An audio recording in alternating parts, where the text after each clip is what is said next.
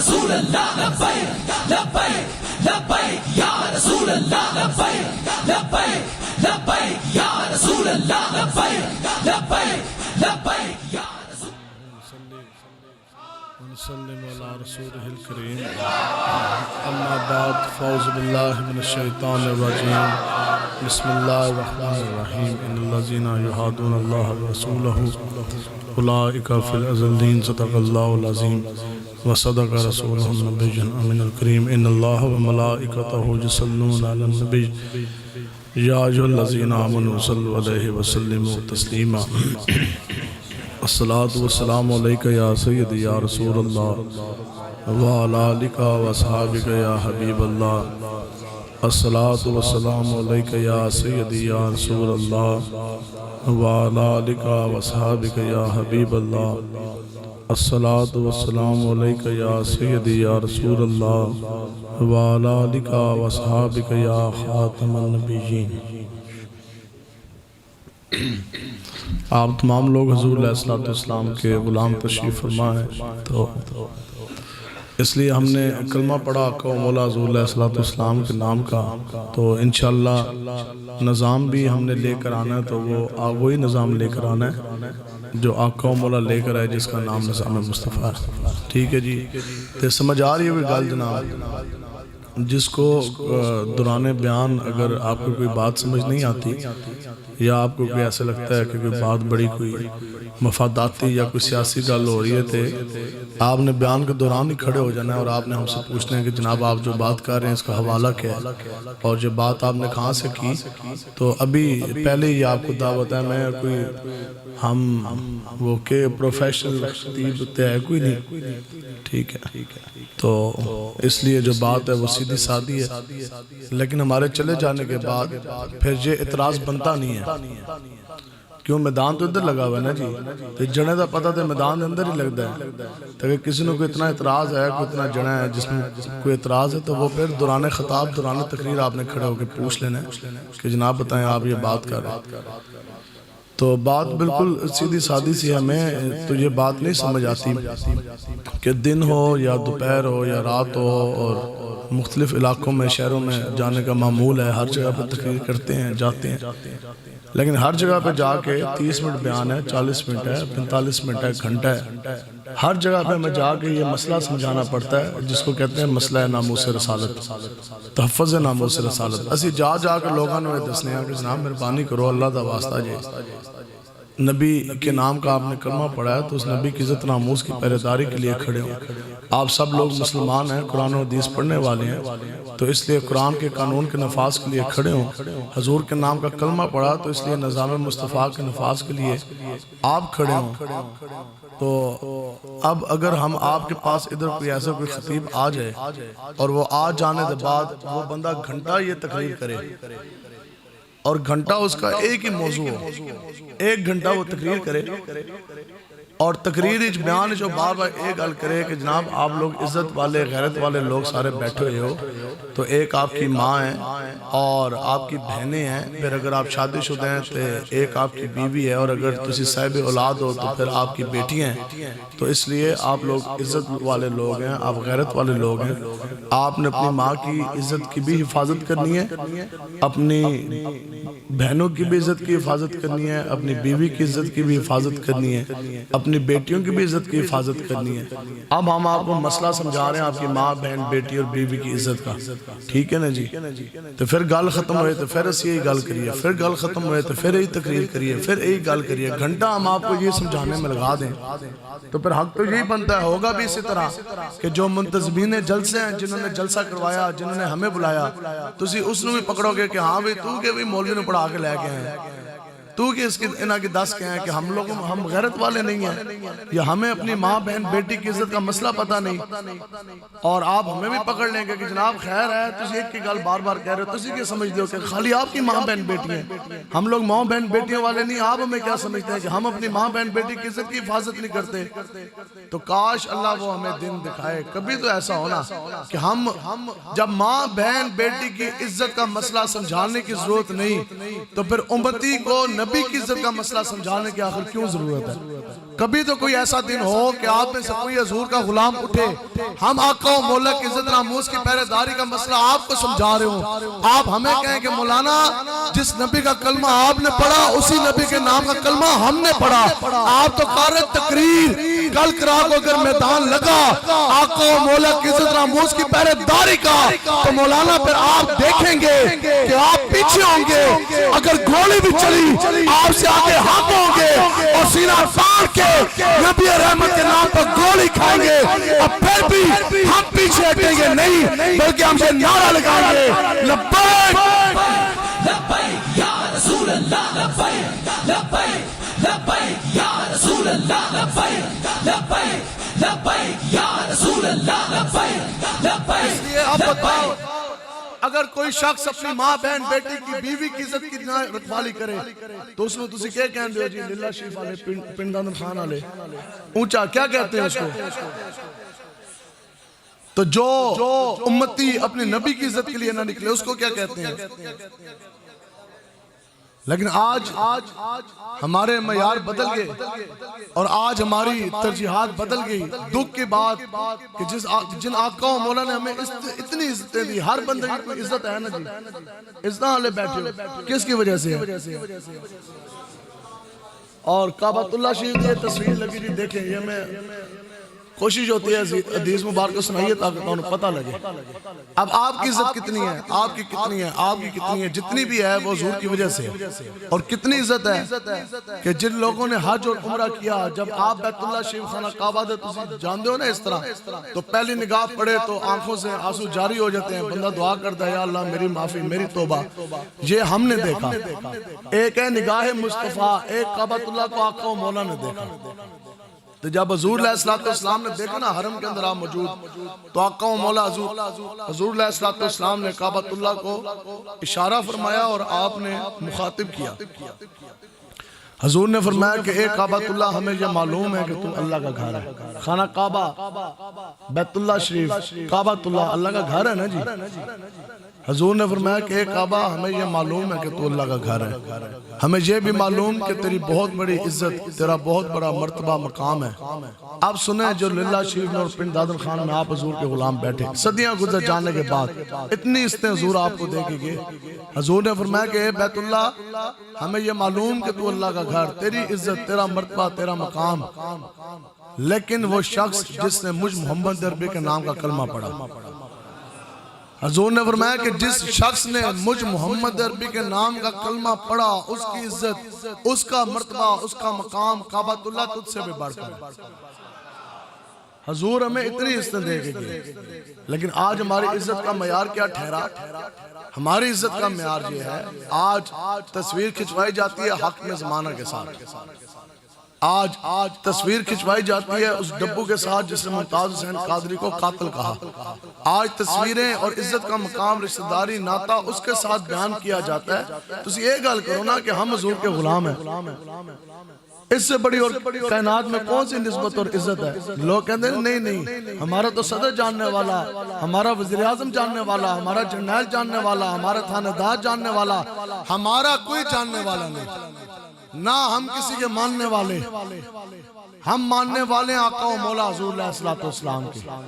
ہماری کوئی برادری نہیں، ہمارا کوئی تشخص نہیں، ہمارا کوئی سلسلہ نہیں، ہماری برادری، ہمارا جینا مرنا سب کچھ آقا و مولا کے قدموں کی دھول۔ حضور کے پائے اقدس کی، اگر آقا و مولا کی قدم اقدس میں پائے اقدس میں جانے، یہی ہماری زیارت ہے، یہی ہماری معراج ہے، یہی ہمارے جینے اور مرنے کا مقصد ہے۔ اور حضور کے غلام کی جو شان ہے نا وہ حضور علیہ السلام نے خود بیان فرمایا،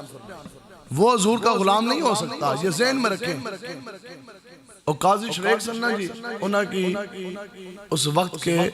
ایک بادشاہ تھا، اسے بلایا تو بادشاہ نے انہاں کہا جناب تس اتنے بڑے شیخ الحدیث ہو اور بہت بڑے آپ مولوی ہیں، اور یہ آپ ذہن میں رکھیں، بتائیں جی ہو حضور کا غلام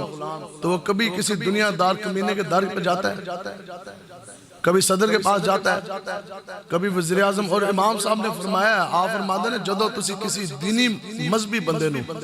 کسی مولوی کو، کسی پیر صاحب کو، کسی مفتی صاحب نو، جدو تسی کسی دینی مذہبی بندے کو، جب تم کسی حاکم زمانہ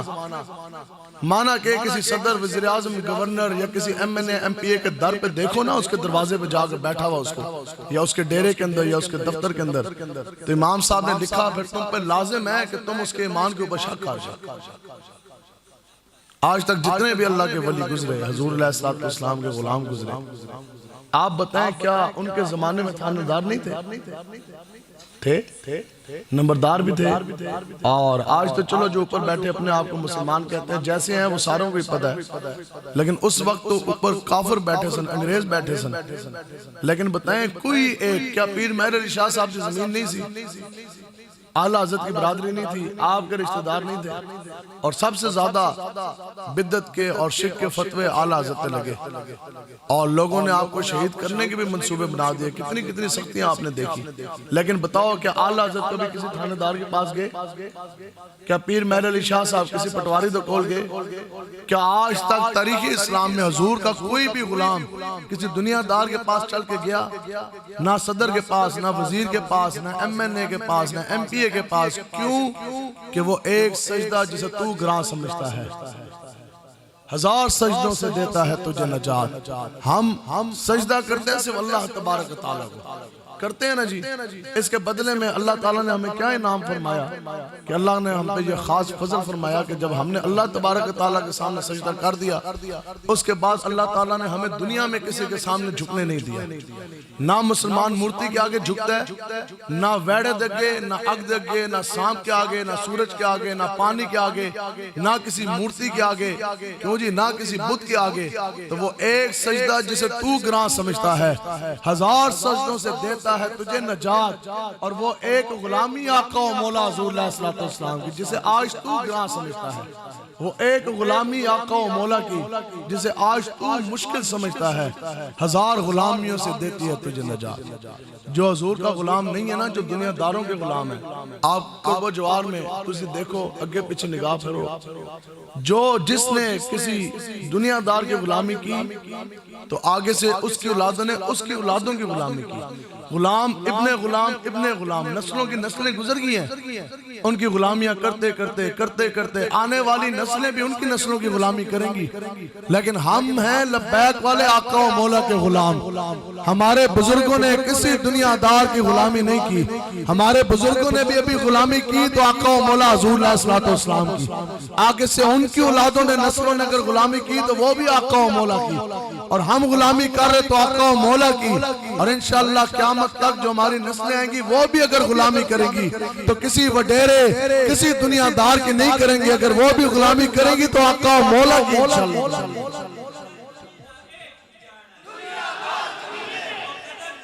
اب سنیں جی، قاضی شریک چلا گیا تو بادشاہ نے کہا کہ یا تو وقت کے قاضی چیف جسٹس کا آپ عہدہ لیں، پہلی بات،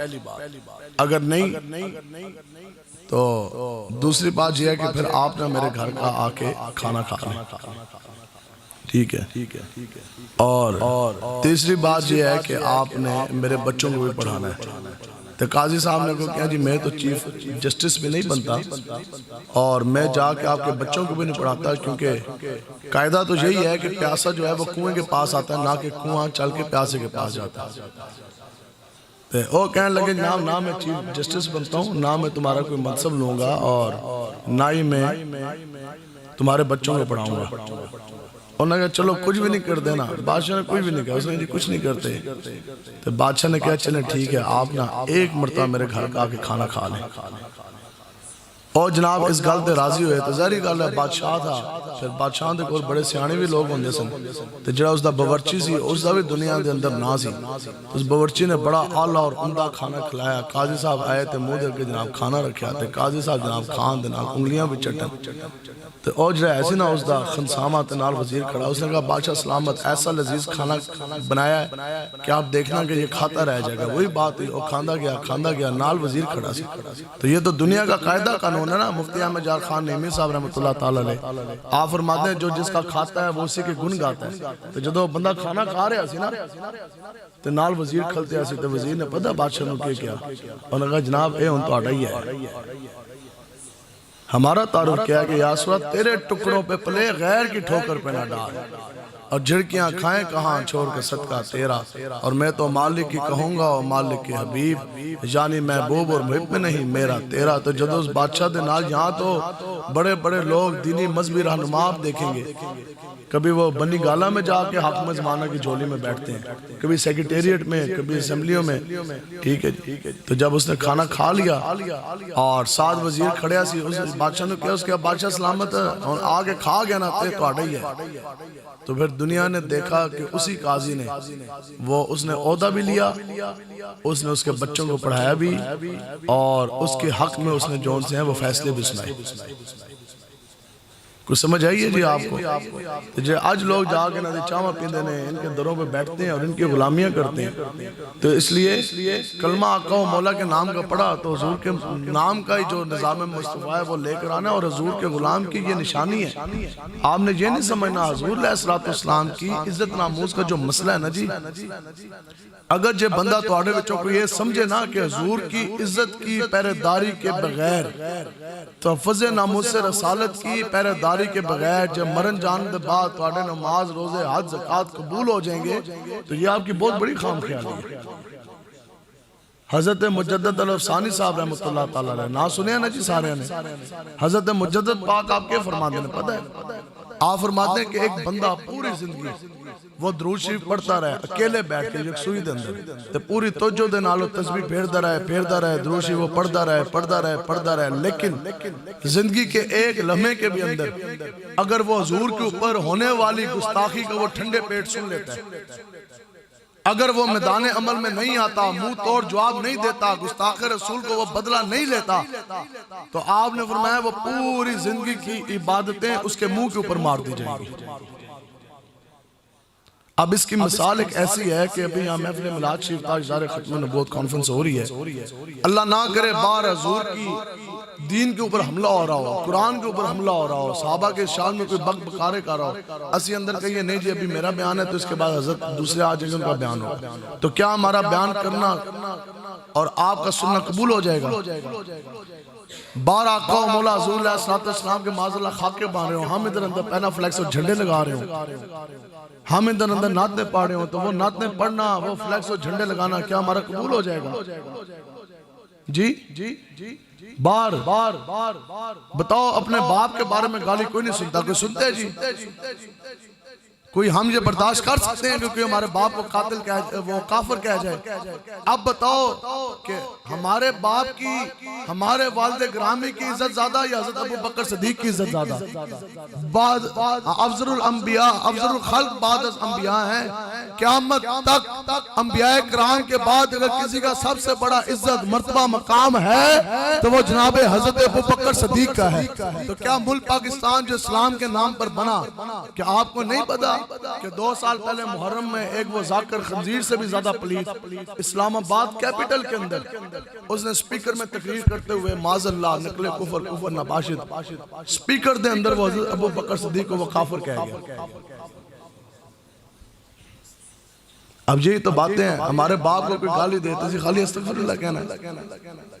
آپ بتائیں جی ساڑھے سامنے ساڑھے پیو نے کوئی گال اگر کاٹ دے، کوئی کافر کہہ دے تو کیا استغفر اللہ کہنے سے بات بن جائے گی؟ ہم کبھی بھی استغفر اللہ نہیں کہیں گے، لیکن جب بھی بات دین کی آنی ہے ہم نے اندر بیٹھ کے استغفر اللہ کہہ دیا بس. بتاؤ پھر ہم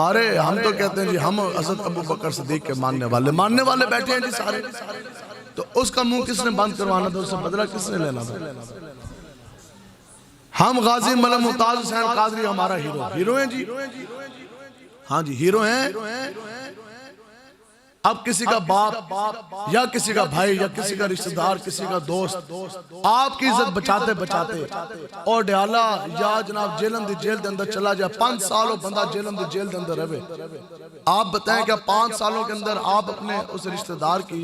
یا اپنے اس گہرے دوست کی جس نے آپ کی عزت بچائی وہ جیل میں چلا گیا جیلم کے جیل میں کیا 5 سالوں میں آپ اس کے لیے ملاقات کے لیے جاتے کہ نہ جاتے اونچا کوئی وکیل بھی کر دے اس ہاستے تو آڑے ہاستے جو کیا ہے تو پھر کوئی فروٹ یا کوئی جناب ملاقاتوں بھی ہوں دیا ممتاز قادری صاحب ہمارے ہیرو ہیں اور گئے اڈیالہ کی جیل کے اندر آقا و مولا جن نبی کے نام کا ہم نے کلمہ پڑھا ہمارے نبی کی عزت کی حفاظت کے لیے وہ جیل میں گئے گستاخ رسول کو مار کے پوری امت کا قرض اتار کے ٹھیک ہے ایک بندہ کھڑا ہو جو ممتاز قادری صاحب کے ساتھ ایک دن بھی ملاقات کرنے گیا ہو لیکن ہیرو تو ہمارے ہیں عاشق رسول تو ہم ہیں عاشق رسول وہ ہے کہ جو بندہ صبح کی نماز بھی نہ پڑھ سکے گرم بسترہ بھی نہ چھوڑ سکے وہ بھی عاشق رسول ہے جو بندہ کڑی بھی نہ لگوا سکے آج وہ بھی عاشق رسول ہے جو بندہ دین کے اوپر حملے کرے آج وہ بھی عاشق رسول ہے تو ہم تو ہمیں تو نہیں سمجھ آتی لوگ کہتے ہیں ممتاز ابھی نعرہ لگائے نا تو ساروں نے نعرہ لگانا ہے ممتاز قادری صاحب کا بتاؤ جی ممتاز قادری صاحب کا وکیل کس نے کروانا تھا اور ان کو رہا کس نے کروانا تھا پھر تو یہی ہے کہ ٹھیک ہے ہم اسی انتظار میں تھے کہ ان کو پھانسی ہو جائے اور وہ جب دنیا سے چلے جائیں گے ہم نعرے لگا لیں گے تو اپنا کوئی مزاج بدلیں اس طرح نہ کریں جب تک آپ دین کے لیے نہیں نکلیں گے خدا کی قسم کچھ بھی نہیں ہوگا ہمیں یہ بات سانو سمجھ کوئی نہیں آتی تھلے تسی سارے قرآن پڑھن نہ لے ہو جی اور حدیث نو بھی منن نہ لے ہو سارے مسلمان بیٹھے ہو تو پھر گران دے اندر اتنے کوئی آ جائے تو آڑا ترجمان او آ جائے جناب کوئی نصرانی یا یہودی کوئی گل سمجھ آئے گی آپ سارے اس گاؤں میں مسلمانوں کا گاؤں ہے نا جی یا ہندوؤں کا گاؤں ہے مسلمان سارے رہ رہے مسلمان سارے بس رہے آپ سب حضور کے غلام کلمہ پڑھنے والے حدیث پڑھنے والے نمازیں پڑھنے والے یہاں بیٹھے اب بات ہے کہ جناب ہاں جی بندہ لے کے آؤ جو آپ کی ایمان کی ترجمانی کرے گا جو آپ کی آواز بنے گا تو بندہ آ رہا جناب للہ شریف تو بھی ہندو تو کوئی سمجھ آئے گی نیچے تو سارے مسلمان بیٹھے سارے کہتے ہیں جی حضور کی عزت پہ جان بھی قربان ہے لیکن نمائندہ وہ آ رہا ہے آپ کی ایمان کی ترجمانی آواز وہ کر رہا ہے جو ممتاز بتاؤ کہ آپ کے حلقے کے اندر ہم تو پورے پاکستان سے لوگ ہمیں تانے مارتے ہیں اور کہتے ہیں جناب یہ کیسے آپ لوگوں کے یہاں حضور کے غلام کون سے لوگ بیٹھے سارے تو بریلوی بیٹھے تھے ابھی بھی یہاں ضلع جلم کے اندر اگر اکثریت ہے تو وہ رسول اللہ کے غلاموں کی بریلویوں کی سنیوں کی اکثریت ہے اور سارے ممتاز قادری کو ہیرو کہتے ہیں لیکن ہماری حمایت اور ہمارا زور اور ہمارا نوٹ اس کے لیے ہے جس نے ممتاز حسین قادری کو قاتل کہا بتاؤ کیا فواد ڈبو نے ممتاز قادری کو قاتل نہیں کہا آج بھی اس کا بیان نیٹ کے اوپر ہے کیا اس نے لڑکیاں جا کے مسجد وزیر خان کے اندر نہیں نچائی کیا اس نے دین کے اوپر بکواسات نہیں کیے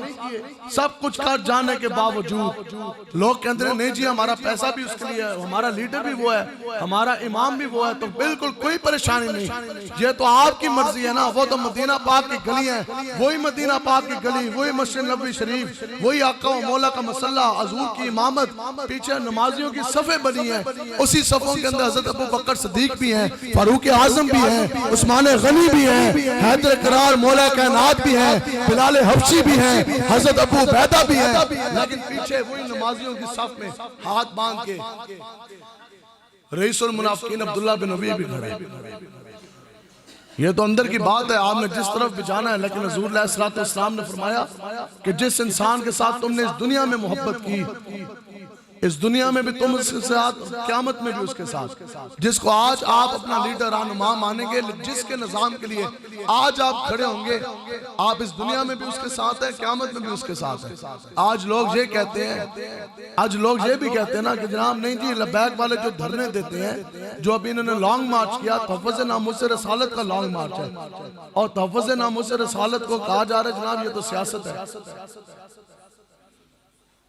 آج ہم یہ کہتے ہیں کہ چونکہ قرآن مجید اللہ تبارک و تعالیٰ نے اس لیے نازل نہیں فرمایا کہ صرف اور صرف قرآن مجید کی تلاوت کی جائے، یا قرآن مجید اس وقت گھر سے نکالا جائے، باہر لایا جائے جب جناب بچے دی رخصتی ہو رہی ہے، بدعا ہو رہی ہے تو اسے سر دھوتے رکھ دو۔ ہاں جی، کوئی فوتگی ہوگی ہے 2 دن کے لیے قرآن مجید نکال لو۔ قرآن مجید صرف اس لیے نہیں آیا، قرآن کا ایک مقصد ہے، قرآن کا ایک قاعدہ ہے، ایک قانون ہے، قرآن کے اندر اللہ تبارک و تعالیٰ کے احکام ہے، حضور علیہ السلام کے شریعت مطہرہ کے اس کے اندر قانون ہے۔ تو پھر بتاؤ کہ جو قرآن کا قانون ہے اس کا نفاذ کس نے کرنا ہے؟ ہندو نے، یہودی نے، ان کے ایجنٹوں نے، نصرانیوں نے، کس نے کرنا ہے؟ آپ لوگوں نے کرنا ہے۔ تو جب تسی قرآن ہستے نہیں کھڑے ہوگے، جب آپ دین کے اوپر حملہ نہیں روکیں گے، آج آپ کا گاؤں ہے، بدماش باہر سے آ کے ڈاکے ڈالتے ہیں، لوگوں کی عزتوں پہ حملہ کرتے ہیں، لوگوں کا جان مال پہ وہ حملہ کر رہے ہیں، لوگوں نے جناب کسی دی بکری کھول کے لے کے جا رہے ہیں، کسی دا ڈنگر کھول کے لے کے جا رہے ہیں۔ آخر پھر آپ لوگ بیٹھیں گے نا گاؤں والے، جسے کہو گے یار نا بدماشاں دا ناطقہ بند کرو، انہاں دی راہ ڈکو۔ تو اب بتاؤ کہ گستاخان رسول کا ناطقہ کس نے بند کرنا ہے؟ تو پھر تیاری ہے نا جی انشاءاللہ، آج جرأت اور قوت کے ساتھ نکلنا ہے، اس میں کوئی پریشانی کوئی نہیں۔ یہ تو پیر مہر علی شاہ صاحب نے فرمایا نا، آج لوگ یہی کہندے نے کہ جناب پتہ تو کریں کہ لبیک والوں کے اندر اتنی قوت کس طرح آگئی، ان کو کوئی ڈرا نہیں سکتا، دھمکا نہیں سکتا۔ پہلے تو اسی یہ گل کر دے ساں کہ ہمارے اوپر اتنے پرچے ہیں، الحمدللہ ہمیں خود بھی نہیں پتا، الحمدللہ۔ اب اللہ کا فضل اور ہوا، اب اتنے پرچے ہیں کہ اب پولیس والوں کو بھی نہیں پتا۔ جس ضلع چلے جاؤ، جس تھانے چلے جاؤ، پرچے پرچے پرچے پرچے، اور پرچے ایسے نہیں جناب وہ دہشت گردی کے پرچے، جھوٹے جناب قتل کے مقدمات انہوں نے ہم پر بنائے، بغاوت کے، غداری کے پرچے، دہشت گردی کے پرچے، لیکن سارے پرچے ہو جانے کے باوجود میرے سامنے وکیل تھا، اس نے مجھے پڑھ کے سنایا، اس نے کہا جناب یہ ہے جناب جھوٹا پرچہ آپ کے خلاف 302 کا۔ میں خود چونکہ 9 سال میں نے بطور انسپیکٹر پولیس میں نوکری کی ہے، مجھے پتہ ہے کہ 302 کا پرچہ کیا ہوتا ہے، اور ایک عام گالے مشہور ہے کہ اگر 302 درخت کے اوپر لگا دی جائے نا، اس طرح درخت کو پتہ ہے کہ وہ اس نے قتل نہیں کیا، لیکن وہ جو درخت ہے نا وہ بھی پھل اور سبزہ دینا وہ چھوڑ دیتا ہے۔ لیکن یہ ہیں جی لبیک والے، یہ تو یہی تو وہ جبر و قہر نہیں، یہ عشق و مستی ہے۔ لبیک والے دے 302 دہشت گردی، بغاوت، غداری کے مقدمات ہیں، اور گولیاں ان کو ماری جا رہی۔ اس دن ایسے لڑکے تو ملے 5-6 دن پہلے، اس نے گولی لگی اسی دن، تو لاہور میں ان سے ملاقات ہوئی۔ میرے ساتھ وہ 2 غازیان اسلام کے تھے، غازی کاشف صاحب اور غازی عدیل صاحب، جنہوں نے 5 سال، یہ ہے جی ملک پاکستان، 5 سال ان کو اس بات پہ قید کیا گیا۔ کس بات پہ جیل ہوئی؟ کہ شیطان تاثیر گورنر جو ہے ایسے نہ جی، اس کو خراج عقیدت پیش کرنے کے لیے لاہور میں موم بتیاں جلائی گئی، صرف موم بتی کو بجھانے کے لیے کہ یہ موم بتیاں جو گستاخ رسول کے لیے جلائی گئی ہیں، ان موم بتیوں کو بجھانے کے جرم میں ان کو 5 سال قید سنائی گئی، اور وہ قید ہائی کورٹ نے بھی برقرار رکھی، سپریم کورٹ نے بھی برقرار رکھی۔ اور جج نے پتہ کیا کہا؟ جج نے کہا کہ آپ، اور وہ سارے لڑکے پڑھے لکھے تھے، ایک سی اے کہا رہا تھا، ایک ایم بی اے کہا رہا، وہ سارے اس یونیورسٹیاں دے پڑھتے سے۔ جج نے کہا آپ نے کوئی بہت بڑا جرم نہیں کیا، مبتی ہے نا، 5 روپے دے مبتی کوئی نہیں سی، آپ نے بجھا دی، لیکن 5 سال قید میں اس لیے دے رہا ہوں کہ مجھے اعتراض آپ کی سوچ کے اوپر ہے، مجھے اعتراض آپ کی سوچ کے اوپر ہے۔ اور دوسرے جج نے پتہ کیا ریمارکس دی؟ اس نے کہا جو کینڈل ہے نا موم بتی، یہ دنیا میں امن کا نشان ہے، تو آپ نے موم بتی بجھا دی ہے، اس لیے آپ نے دنیا کے امن کے اوپر حملہ کیا ہے، اس لیے 5 سال۔ یہ ہے جی ملک پاکستان، ڈی چوک کے اندر جس انسان نے 126 دن سریعام لڑکیاں نچوائی، اللہ اللہ کے رسول کے حکم کی خلاف ورزی کی، قرآن و مجید کی اصول کے قوانین کی اس نے دھجیاں اڑا کے رکھ دی۔ بتاؤ جی کتنے کوڑے اس کو لگے، کتنے کریک ڈاؤن ہوئے، کتنے پرچے کٹے ہوئے، کتنی باری جیل گیا، کتنی باری تھانے گیا؟ نہیں، اللہ اللہ کے رسول کی سریعام خلاف ورزی کی، بدلے میں اس کو امیر المومنین حاکم زمانہ بنا دیا گیا۔ جس ممتاز حسین قادری صاحب نے حضور کی عزت پیرا دیا، اس کے اوپر دہشت گردی کا پرچہ، 302 کا پرچہ، اس کے لیے انتخاب ہوا، پھانسی کا پھندا، اور جس نے حضور کی عزت ناموز پر ڈاکہ ڈالا، آسیہ ملونہ گستاخ رسول، شدید ترین اس نے گستاخیاں کی، شدید جو آپ سوچ نہیں سکتے، اس تو بھی اگے اس نے بک بکارے کیے. تو پھر اس کے لیے انتخاب ہوا پھولوں کا ہار. راتوں رات جیل کے تالے کھلتے ہیں، باعزت بری کر کے اس کی ججمنٹ فیصلے کے اندر یہ بات لکھی گئی ہے کہ ہم آسیہ ملونہ گستاخ رسول کو باعزت بری کر رہے ہیں. جو حضور کی عزت پہ حملہ کرے وہ تو عزت پا گیا، باعزت بری. راتوں رات جہاز بک ہوا، وہ جناب فرانس پہنچ گیا. لیکن ہمیں تو پھر اپنی جانیں پیاری ہیں. ہم تو پھر ظاہری بات ہے پرچہ تو نہیں ہم اپنے اوپر کٹوا سکتے. وہ حضور کا غلام نہیں ہے جو انسان پوری زندگی ایک پرچہ بھی نہ کٹوا سکا، اور وہ بھی رسول اللہ کا غلام نہیں جو تھانے دار کو دیکھ کے کام جائے، اور وہ بھی حضور کا غلام نہیں جو انسان 2 دن 2 راتیں جیل کے سلاخوں کے پیچھے نہ گزار سکا. حضور کے غلام ہے غازی مولا ممتاز حسین قادری صاحب. پھانسی کا پھندا سامنے نظر آیا تو ان کی ٹانگیں کانپی نہیں، نہ ان کے قدم ڈگمگائے. آپ سینہ تان کے چلے اور آپ نے پھانسی کا پھندا چوم کے لبیک یا رسول اللہ کا نعرہ لگایا. تو اس لیے آپ لوگ کھڑے ہیں، کچھ بھی نہیں ہے. ایک مرتبہ زندگی ہے، ایک مرتبہ موت ہے. اگر موت حضور علیہ السلام کے نام کے اوپر آ جائے تو اس سے بڑی ہمارے لیے اور کیا خوش قسمتی ہے. تو اس لیے اگر حضور کی آپ عزت ناموز پر پیرا نہیں دیں گے، انسان ہے اور مدینہ پاک وہ چلا جائے یا حرم چلا جائے، مکہ المکرمہ کعبہ دے اور لاکھ پھیرے، ہر سال تجھے حج کرو اور لاکھوں پھیرے آپ اس طرح لیتے رہیں لیتے رہیں لیتے رہیں لیتے رہیں. تو جے اگر تواڈے سینے اندر عشق مصطفیٰ نہیں ہے نا، اور آپ حضور کی عزت کے پہرے دار نہیں ہیں، تو وہ پھیرے پھیرے ہی رہ جائیں گے. وہ پھیرے حج اور عمرہ اور طواف کعبہ وہ تب بھی بنیں گے جب آپ کے سینے کے اندر عشق مصطفیٰ ہوگا. اور حضور کے جو غلام ہیں جی، حضور نے اپنے غلاموں کی خود شان بیان فرمائی ہے. سنیں جی حضور کے غلام کی نشانی کیا. آج مادیت پرستی کا دور ہے. آج جو مولوی صاحب اور جو پیر صاحب جتنی بڑی گاڑی سے اتریں گے نا، وہ اتنے بڑے اللہ کے ولی سمجھے جائیں گے. ایسی بات ہے جی. جو پیر صاحب جتنی بڑی، اگر وہ چھوٹی گڑی تو نے اور پھر چھوٹے ولی نے، تو جے 1.5 کروڑ 2 کروڑ دی گڑی تو اترے نے تو وہ پھر اللہ کے بڑے ولی ہیں. آج ولایت کا مقام یہ ٹھہرا. ایسی بات ہے جی. اور لوگ کہتے ہیں جی ہمارے حضرت تو تحفظ ناموس سے رسالت کے لیے وہ اس لیے بار نہیں آتے، پھر وہ تو گدی نشین ہیں اور سجادہ نشین ہیں، ان کی روحانیت بھی ہے، وہ تسبیحیں بھی پڑھتے ہیں، اور وہ نظام مصطفیٰ کے نفاذ کے لیے بار نہیں آتے، اور ظالم کی وہ آنکھ میں آنکھ نہیں ڈالتے، گستاخ رسول کا منہ توڑ جواب نہیں دیتے. کیوں؟ کیونکہ وہ تو پھر گدی نشین ہے. ہم کہتے ہیں ہم نے ساری باتیں آپ کی مانی. آپ بتائیں کیا آپ کے حضرت امام حسین سے بڑے گدی نشین ہیں؟ بتاؤ جی، امام حسین تو بڑی گدی ہے کسی دیکھو. اور آپ کے حضرت کیا امام حسین سے بڑے صاحبزادہ والا شان ہے؟ کیا ان سے بڑے پیر طریقت؟ حضرت امام حسین سے بڑا پیر طریقت کون؟ امام حسین سے بڑا راہبر شریعت کون؟ نہ آپ سے بڑا کوئی پیر طریقت، نہ آپ سے بڑا کوئی راہبر شریعت، نہ آپ سے بڑا کوئی گدی نشین، نہ آپ سے بڑا کوئی صاحبزادہ والا شان، نہ آپ سے بڑا کوئی تسبیح پڑھنے والا، نہ آپ سے بڑا روحانی وظائف کرنے والا، اور نہ ہی آپ سے بڑا کوئی چلتا پھرتا جنتی جنہاں دے بارے نے حضور فرمایا کہ یہ میرے حسین ہے جو جنتی جوانوں کے سردار ہیں. تو اب جب دین کے اوپر حملہ ہوا تو پھر کیا ہوا؟ امام حسین نے مدینہ پاک چھوڑا. آج ایک انسان حاکم زمانہ یہاں دین کے اوپر حملے کرتا ہے، گستاخان رسول کی حمایت کرتا ہے، اور T20 میچز کے لیے مساجد کو تالے لگائے جاتے ہیں. T20 میچ کران، کرکٹ دا میچ کران آستے مسجد کو تالے لگائے گئے نہیں لگائے گئے؟ خدا کی قسم لگائے گئے. اور جس دن پاکستان اور انڈیا کا میچ ہو رہا تھا نا،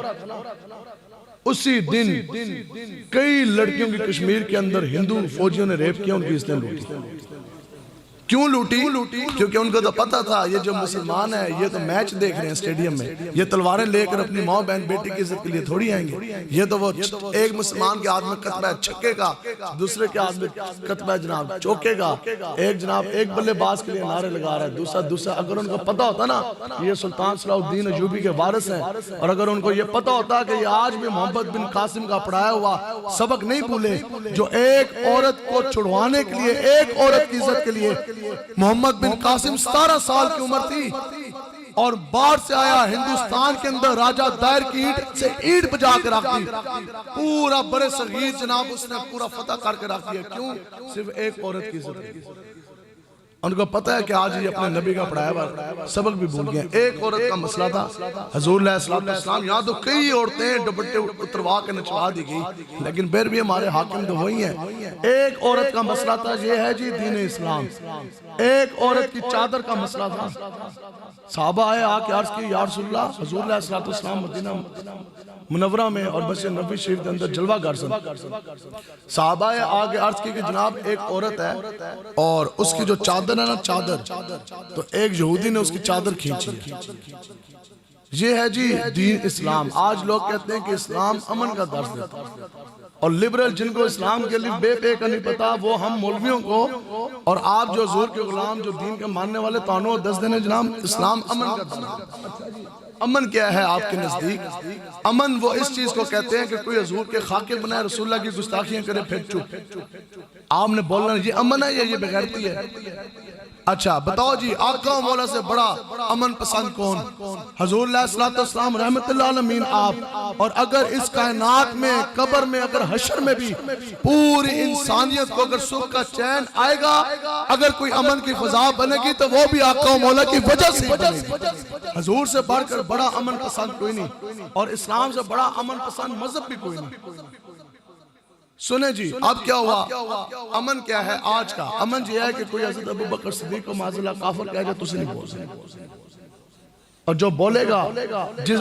جو حضرت ابو بکر صدیق کی شان میں جس نے گستاخی کی, راتوں رات جہاز میں بٹھا کے انگلینڈ, ابھی تک وہ انگلینڈ میں ہے. تو ہم نے ریلی نکالی, شان صدیق اکبر زندہ آباد ریلی. اس کے بعد تحفظ ناموس صحابہ کانفرنس, اس طرح جناب. تو بیان تو پہلے پولیس کی گاڑیاں اور بسیں لگ گئی. انہوں نے کہا یہ ناموس صحابہ کانفرنس نہیں ہوگا. سمجھیں آپ, اور دو ورسی نال لڑکے لے کے گئے, ہر چیزیں آگے سٹیج لگا کر دیا. انہوں نے جناب راتوں رات چھاپے. جس نے حضرت ابو بکر صدیق کی شان اقدس میں گستاخی کی وہ انگلینڈ, اور جنہوں نے حضرت ابو بکر صدیق کی عزت کی بات کی اور نعرے لگائے, ان کی شان بیان کی, سانوت کڑیاں لا کے جناب جیل دیں. تو بعد میں کیا کہا رہا تھا کہ ریمنڈ ڈیوس کافر, پتہ نا ریمنڈ ڈیوس تھا جس نے بندے مارے تھے پاکستان کے اندر. ریمنڈ ڈیوس کافر, یہ ہے جی ملک پاکستان مدینہ کی ریاست. ریمنڈ ڈیوس کافر, مسلمان اس نے قتل کیے, امریکہ سے ادھر آیا, اڈیالہ کی جیل میں, چونکہ میں ابھی خود رہ کے لاہور کی جیل میں وہ گیا نا جب, تو راتوں رات اندر اے سی لگ چکے تھے اور باقی اس کو سہولیات دی جا چکی تھی. ہمیں اس سے اعتراض کوئی نہیں, ظاہری گل ہے تسی اپنا پیو ہی انگریزاں کی منع تسی کرو نہ دی خدمت. ہمیں اعتراض اس چیز پر ہے کہ اس نے جیلر کو بلایا, اور جیلر کو بلا جان دے بعد